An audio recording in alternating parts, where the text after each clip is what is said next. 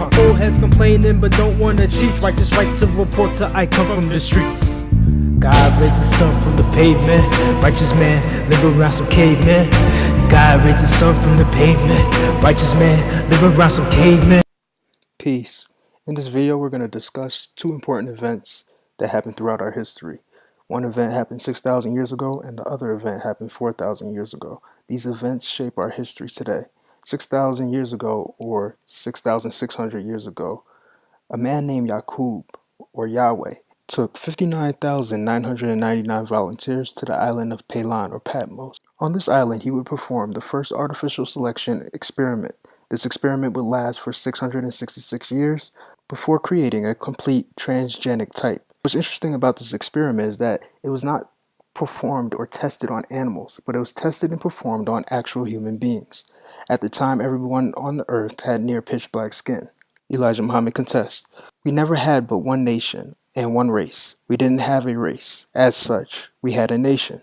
Race comes from the making of something from another." We find history teaches that the earth was populated by the black nation ever since it was created. But the history of the white race actually does not take us beyond 6,000 years. Yaqub was the first to discover that there existed recessive germs, alleles, or genes, within living organisms that would be different from the original if physically extracted. Yaqub learned of his mission while playing with steel. When he was playing with steel, he saw that unlike attracts and like repels. Elijah Muhammad contests, "The piece of steel attracting and drawing the other under its power." In this, he saw an unlike human being made to attract others, who would, with a knowledge of tricks and lies, rule the original black man. When Yaqub was 6 years old, one day he was sitting down playing with two pieces of steel. He noticed the magnetic power in the steel attracting the other. He looked up to his uncle and said, "Uncle, when I get to be an old man, I'm going to make a people who shall rule you." The uncle said, "What will you make? Something to make mischief and cause bloodshed in the land?" Yaqub said, "Nevertheless, uncle, I know that which you do not know." The process of human artificial selection, or selective breeding, began on the island of Palan or Patmos 6,600 years ago. This process was a pivotal moment not only on our planet, but as it relates to the entire universe. This process would not only bring a new man into existence, but is the source for new animals and extraterrestrial beings. The experiment would take about 600 years to complete and resulted in the different races that we see today. Elijah Muhammad explains, "The first man here was black. Then he started grafting out of him to get to white. He was grafting for 200 years. For 200 years, it took him that length of time to get a brown baby out of the black. Yaqub found the brown germ in us while studying in college. He discovered in the germ of the black man that he had a brown germ in him, or that he had two. We say two babies, one brown and one black. He kept looking at that germ, brown, and he discovered that he could graft it out of the black man, take that brown germ, keep it to itself, and keep grafting it until he took the brown germ out and replaced it with a more different color. If he could just keep taking the more lighter brown one that came and kept it to itself, and then kill off the brown one, and he did this for 600 years. All through grafting, this was done, and every time he graft one, it was weaker than the other. The brown baby was weaker than the father, the black man. The brown baby was stronger than the yellow baby, and the yellow baby who produced the white baby was a little stronger than the white, based on the nearness to the father of all races, the black man. This is the way transgenic species are made today. Let's take a look at the transgenic mouse. The transgenic mouse is made by starting with the darker original mouse and ending with a product that is pale or absent of color. Modern genetics also attests to this fact in their study of haplogroups. According to a journal article entitled "Neolithic Mitochondrial Haplogroup H Genomes and the Genetic Origins of the Europeans," appearing in the Australian Centre for Ancient DNA publication, written by Alan Cooper, PhD, and the Genographic Consortium, reveals that modern Europeans can genetically date his or her origin to 4000 BC or 6,000 years ago. In the abstract, it states, haploid group H dominates present-day Western European mitochondrial DNA variability by greater than 40%. Our results reveal that the current diversity and distribution of haplogroup H were largely established by the mid-Neolithic, 4000 BC. In another article titled Ancient Human Genomes Suggests 3 Ancestral Populations for the Present-Day Europeans.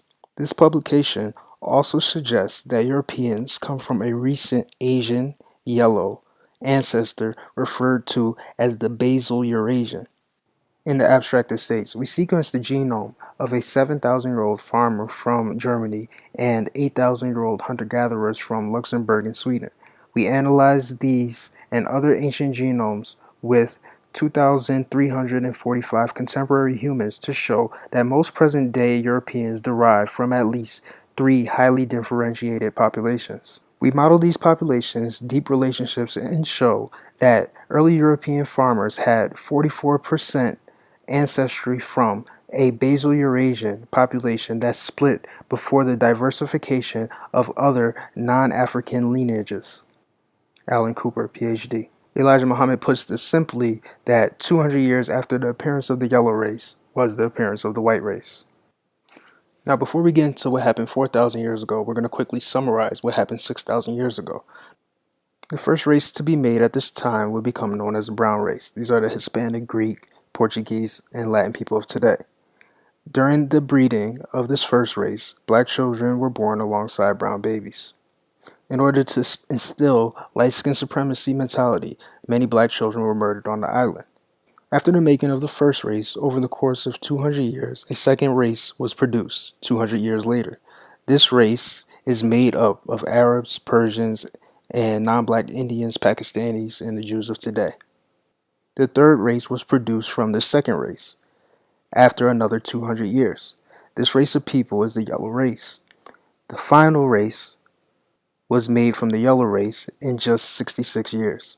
Thus, it took 666 years to make the Caucasians of today. Yaqub, or Yahweh, made the light races for 2 primary reasons. Yahweh's creation is unique in the sense that it's the first time evil manifested in physical form in the physical universe. And it was also important to understand what it was like to be other than perfect, as God only knew perfection. God seeks to understand all that is in him or her, and the time had come to experience evil and self-forgetfulness. Another important event happened 4,000 years ago. This was 2,000 years after the making of the made man.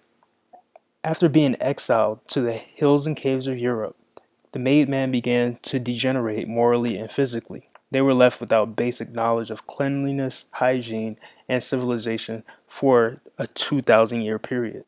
Now we see what can happen in just one generation of not having any contact with civilization in the case of feral children.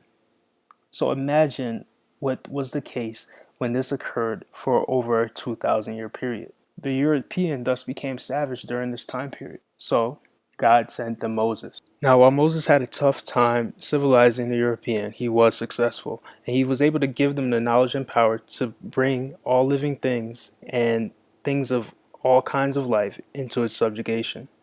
Modern scientists attest to the fact that there was a great civilization event that happened 4,000 years ago. In a journal entitled Massive Migration from the Steppe was a source for Indo-European languages in Europe, Alan Cooper, PhD, state, what is interesting is the genetic markers of this first pan-European culture, which was clearly very successful, were then suddenly replaced around 4,500 years ago, and we do not know why. So something major happened, and the hunt is now on to find out what that was. Well, we know something major happened, and that was the arrival of Moses.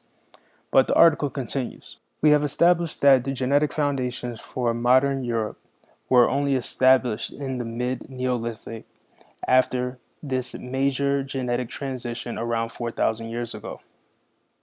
This genetic diversity was then modified further by a series of incoming and expanding cultures from Iberia and Eastern Europe throughout the late Neolithic.